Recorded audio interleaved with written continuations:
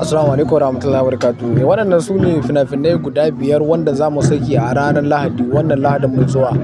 Kar ku bari a baku labari ga duk wanda suke buƙatar kallon sababbin fina-finai na Indiya Hausa, to wannan dama ta ku ce. Waɗannan sababbin fina-finai ne wanda muke saki a duk ranar Lahadi, manyan fina-finai.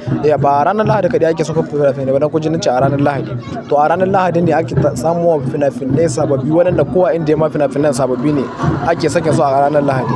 Muna sake fina-finai a ranar Lahadi da ranar Laraba. Dukansu kuma ana samun fina-finai ne sababbi wanda ma ba a taɓa ma fassara ba. Za a fassaro su kuma mu sake su a cikin group namu na VIP na Indiya Hausa kamar yadda kuke gani. Kar ku bari a baku labari, wannan damar ce wanda za ku iya samun fina-finai cikin sauƙi ba tare da ka sha wata wahala ba. Fina-finai ne za ka iya ɗaukar lamba muka yi muna magana, za su isko ka ne duk ƙasar da kake, za su isko ha inda kake.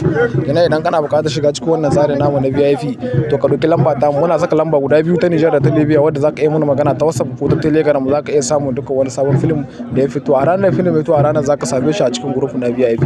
Wannan damar ce wadda za ku iya samun duka wani sabon film da kuke gani insha Allah. Duk wanda yake buƙatar wannan manyan fina-finai zafafa, wannan kuma na sanin kanku ne cewa Sultan yana taka rawa a zuwa gani ta yadda take samun waɗannan zababan fina-finai, yana fassarowa, yana kawo mana mu kuma muna tura muku a duk inda kuke. Duk wanda yake samun waɗannan fina-finai, to kar ku bari wannan damar ta wuce ku. Wanda duk yake buƙatar fina-finai na Indiya Hausa, wannan lamba ga ta nan wadda za ku ɗauko ku muna magana a kai, ko ta WhatsApp ko ta Telegram. Duka waɗannan fina-finai za ku iya samun su ba tare da kun sha wata wahala ba. Za ka biyan kuɗin ka ne kaɗai, za ka yanzu maka fina-finai za su dinga isko ka a inda kake, babu ruwanka da ka shiga.